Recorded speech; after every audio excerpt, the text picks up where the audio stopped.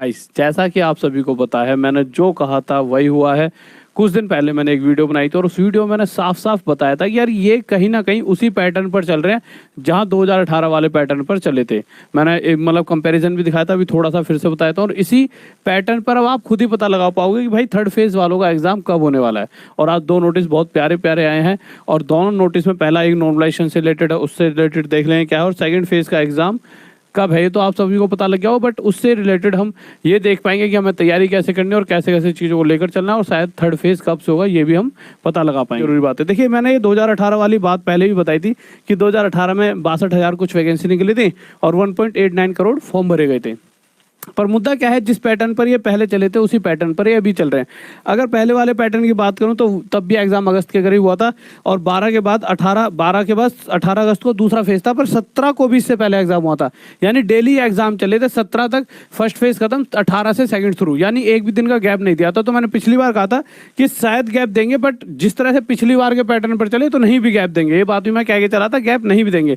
तो देख सकते हो आप, फर्स्ट फेज जैसा कि आपका 17 से 25 अगस्त था, 25 के बाद सीधा 26 अगस्त से आपका सेकंड फेज स्टार्ट हो जाएगा। यानी ये, क्योंकि देखिए आप खुद सोचिए, अगर ये गैप देने लगे, अगर 5-5 दिन का गैप भी देते हैं और अगर 5 फेजों में एग्जाम हो जाता है तो 21 दिन का तो वैसे ही गैप बन गया। और 21 दिन का गैप बनने का मतलब होता है कि 30 दिन में तो एक महीना ही हो जाता है। तो बहुत लंबा एग्जाम खिंच जाएगा, क्योंकि 5 फेज तो मिनिमम होने ही होने हैं। अगर आप देखोगे तो पहले फेज में अप्रोक्स 25 लाख बच्चों का एग्जाम हुआ था और टोटल वैकेंसीज 1.15 करोड़ हैं। तो बहुत कम, मतलब सॉरी, टोटल फॉर्म जो भरे गए 1.15 करोड़ भरे गए हैं, वैकेंसीज तो 1 लाख कुछ हैं।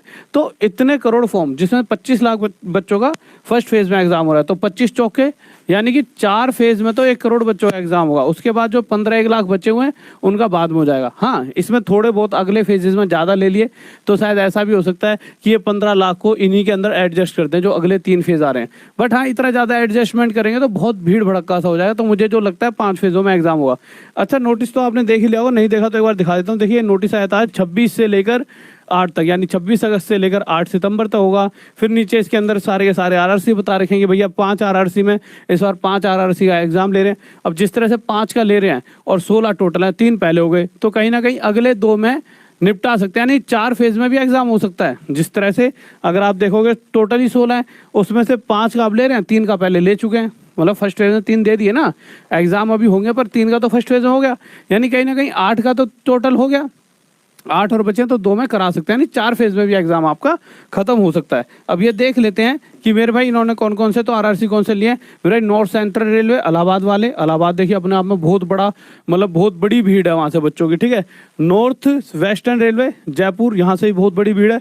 South east central railway Bilaspur, यहाँ से भी है। साउथ ईस्टर्न रेलवे कोलकाता, यहाँ से भी। और वेस्ट सेंट्रल रेलवे जबलपुर। तो देखिए, अगर यहाँ से इतने बड़े बड़े ये आरआरसी, मतलब एक जहाँ से बल्क में बच्चा फॉर्म भरता है, ऐसे वाले आरआरसी यहाँ पर लिए गए हैं, तो मुझे लगता है कि हाँ, अगले 2 फेजेस और करके 4 फेज में एग्जाम करा देंगे, ठीक है। इसके अलावा एक जो सबसे मेन चीज़ जो आपको बतानी है, अच्छा एक चीज़ और, the link for viewing the exam city and date and downloading of travel authority for SC/ST candidates will be made live latest by 12 hours on 18/8/2022 on the official website. 18 जो आपका आने वाला 18 अगस्त है, ठीक है। वहाँ तब तक मेरे भाई आपका ये पता लग जाएगा सिटी इंटीमेशन वगैरह की, भाई कौन से शहर में आपका एग्जाम है, और जो SC/ST वालों के लिए ट्रेवल वगैरह का वो जो मिलता है वो भी है ना, ठीक है। उसके बाद आगे चलते हैं, आगे क्या क्या रखा है।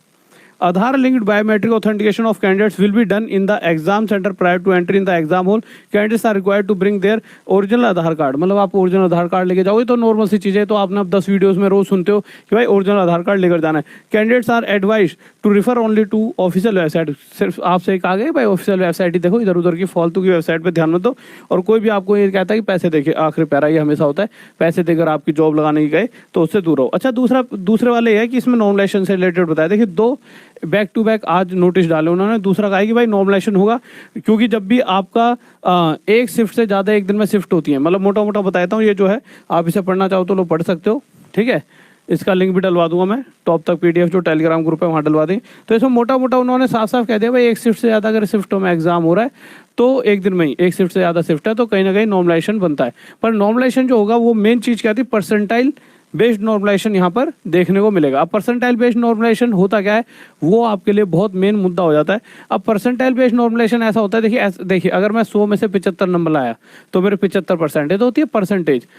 परसेंटाइल की अगर मैं बात करूँ तो नॉर्मल देखिए, अगर एक पेपर इतना हार्ड आ गया उस दिन, कोई भी बच्चा जो सबसे हाईएस्ट नंबर 75 नंबर लाया बच्चा, तो 75 से ज़्यादा कोई नंबर लेकर नहीं आ पाया, तो 75 ही 100% का काम करेगा। तो 75 100% का काम करेगा, तो उसके हिसाब से आपके जो परसेंटेज बनते रहेगी, ठीक है। उसके बेसिस पर एक बहुत बेहतरीन से पहले वीडियो भी बनाई थी मैंने, परसेंटाइल नॉर्मलाइजेशन क्या होती है, आगे भी एक बना दूंगा। बट हाँ, आपकी परसेंटाइल नॉर्मलाइजेशन होगी इस चीज़ के लिए। पर इसका फ़ायदा भी होता है, देखिए घाटा होता नहीं है, क्योंकि देखिए कोई कोई सिर्फ बहुत टफ आ गई, ठीक है, तो जिसके लिए टफ आया उसको पता है यार कि नॉर्मलाइजेशन सही है।